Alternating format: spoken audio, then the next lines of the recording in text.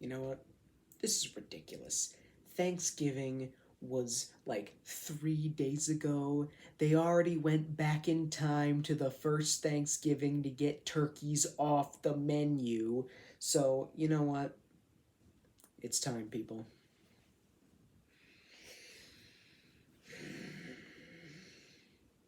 It's beginning to look a lot like Christmas. Alrighty, so Andor just wrapped up on Disney Plus a couple days ago, so I thought it would be fun to rank all four Disney Plus live action Star Wars TV shows. That's it, let's do this. In last place by a pretty wide margin is the Book of Boba Fett. I didn't like this show, really. I think it started out with some cool ideas. I didn't mind the stuff about Boba trying to like assert his dominance as the Lord of Tatooine, the daimyo or so, it was something like that. Um, so I think that was a okay storyline, and they did some interesting stuff with that, like Boba Fett wanting to learn to ride a Rancor, like a bantha. I don't know if that was anyway. And then like they introduced some cool potential conflicts, like the Hutts, the cousins of Jabba. That was cool. I would have enjoyed seeing that, but then they kind of did away with them. And then they did a bunch of flashbacks that they intercut in the first four episodes, and it was like, okay, you're telling this whole separate story. I don't see how it connects with anything that's going on in the present, and it really doesn't end up connecting to it until like the last episode.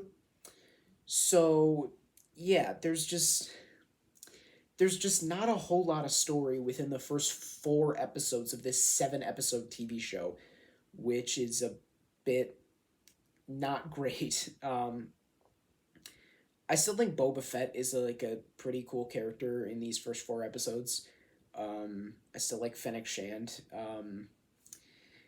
Yeah, and then when at the end of episode 4, I was like, "Ooh, they're gonna bring in Mando," and that got me excited. And they did bring in Mando, and it was great. Like the two Mandalorian episodes of this Boba Fett TV show were fantastic because the Mandalorian is such a great character. It's a great show. We'll talk about it later on. But when two of the 7 episodes of the TV show about Boba Fett are focused on a completely different character that, yes, has connections to Boba Fett, but shouldn't, like, take over his entire show, that's a bad sign. Like, I get that the Mandalorian's a popular character, but, like, if you need to have him take up 2 episodes, just have less episodes. What are you doing? And heck, they could have filled these two. As much as I love these episodes, they could have filled them with actual like plot relevant stuff. Because after these episodes are over, and Boba Fett's barely in them, if at all, and the Mandalorian's on their side now, and they do explain that. But then it's just we're at the finale at this point. Have they set up any conflict? Like this doesn't feel like an earned finale because it's like, well, yeah, okay, you said you needed the Mandalorian, you got the Mandalorian, now you're just all set? Like, as cool as the Mandalorian is, he's one guy. You're fighting an entire army of these fish people. Also, what's up with what are they? The Pikes? They're terrible villains. They're not set up at all. They have no, like, there's no, like, face to them outside of Cad Bane, who, yeah, it's cool to see, and he's awesome. I haven't seen the Clone Wars, but he's still cool. But, like, that's about it. Like, the Pikes get no development as villains. We don't really know much about what they're doing. Like, they want to run drugs or something. And Boba Fett's like, no, no, not on my territory. Okay, this is just bad storytelling. It's lazy. It's poorly written. It's poorly executed. There's some cool moments in there, don't get me wrong, but there's even some good episodes. But, like, the good episodes, they shouldn't be Mandalorian episodes. They should be Boba Fett episodes, but they're not. So, yeah, it makes Boba Fett like a lesser character because they felt the need to sideline him in his own show. And like, I do not understand what they were going for here. So yeah, without question, this is one of the worst Disney Star Wars properties that I think they've come out with personally. Number three, I might get some hate for this, is Andor. I don't get the love for Andor. I really don't. I think it has some cool moments. I think a lot of it is there's a lot of good parts to it. I do think the finale was really good. Like I think it was a very very good episode that actually kind of made me started to get invested in some of these people. And like when they had these big moments of payoff when they these like these episodes where it like came to a head where they were actually like doing rebellious things. The whole of episode 12 was great. Like and like episode 10, I really like the whole prison arc where these people were like rising up to defeat the empire, when they were actually showing the brutality of the empire and the way they were being taken down and the way people were rising up against them. All of that I liked. But the show spends a lot of time on a lot of other stuff that I couldn't give two craps about. Um, like when they're building to like these rebellion storylines, I think it's cool. Again, the prison thing, when they're building up to the heist, that group of characters, I enjoyed that. But when like Mon Mothma's sitting around wondering what to do with her money and worrying about her stupid husband and a bunch of other things that she's concerned about, I just did not care. I was not invested in a lot of the things happening in this show. Like the supervisor, Imperial Lady, Miro, I didn't care about her. I didn't even care about her in the finale. I don't get why they spent so much time on this one, like, pathetic wannabe Imperial guy named Cyril Karn and his mom, who was just, like, trying to help him but not doing it super well. I don't get what that was about. Like, I enjoyed him when he was hanging around with Commissioner from the Batman, but all the other times he was just kind of sitting there being like, just being annoyed at his mother. I don't know what that was about. And like some of these storylines, they take so long. They're so dragged out. And like, I get that a lot of people really like the writing on this show. I do not understand that personally. I couldn't get into some of these storylines, some of these characters. I don't know. Oh, and then there's another big issue. Andor himself. Couldn't care less about him. I still don't think he's that good of a character. He's not the worst, but I just think he's boring. I find him to be uninteresting. Like I don't care about so much. Like I like some of the stuff happening around him. Once again, episode 10, episode 12, episode 6 with the heist thing. Like all that stuff was cool, but I cared about it because it was cool for like this small group of people rebelling against the empire. I didn't care about his stakes in it because I don't care about him. Like I didn't care about him in Rogue One. I don't care about him here. And like he gets angry a lot, and I just don't think Diego Luna is that great at portraying like a guy being really mad about stuff. And so whenever that happened, I just found it difficult to take him seriously. Which is like no offense to him. I think he's a very good actor. It's just those moments where it just felt kind of unnatural. But so yeah, it's a show that had a lot of really good things going for it. I like that it's something different. And my problems with the show have nothing to do with the fact that it's not a bunch of Clone Wars characters showing up. I'm fine with that. I'm fine with something different for Star Wars. I just think this show really should have and could have tightened things up more. That's all. Number 2 is Obi-Wan Kenobi. You know, yes, this show has a lot of, frankly, very obvious problems. Some of the execution, some of the filming is a bit weird. Some of the action is just kind of clunky. And then some of like the directing choices where there's like a bunch of just goofy stuff that happens, like Obi-Wan's hiding Leia under his trench coat, and yeah, like I see the issues with like the chase scene in the first episode, um, and then some like there's just some writing things where it feels like they could have either taken stuff out or expanded upon stuff.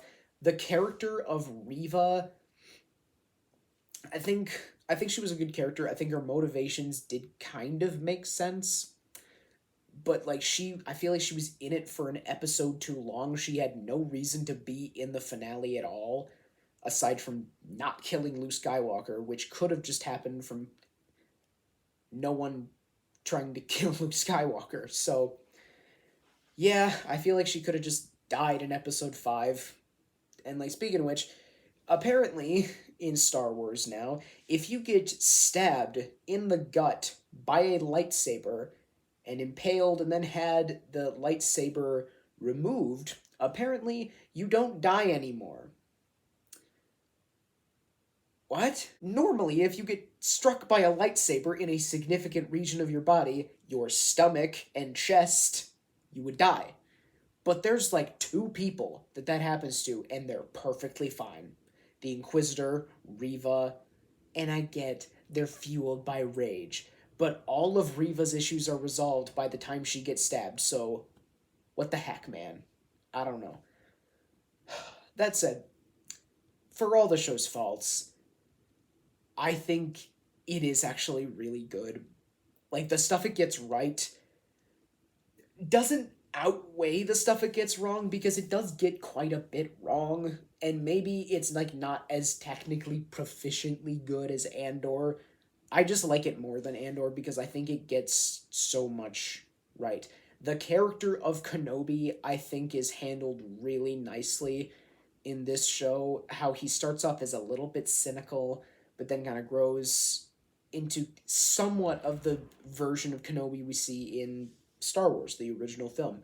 I think Ewan McGregor still fantastic in this role, still perfectly cast, excellent. I think the young Leia that they got was spectacular. Like she was really entertaining in this role, and I think she fit the series nicely. Doesn't really make sense how Riva referred to Obi-Wan as Obi-Wan, and she knew who she was talking about, but I don't know. And then like I think Darth Vader was also handled really well.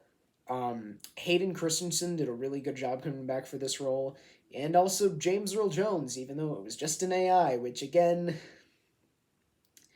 I don't love that idea because like then what's the need for voice actors at all? They should keep getting voice actors. They don't need to replace anything with AI. Okay, okay. Please, Disney, don't replace everybody with an AI. You know, James Earl Jones recently retired from voicing Darth Vader. They just shouldn't. They just don't need to use Darth Vader anymore. Simple as that.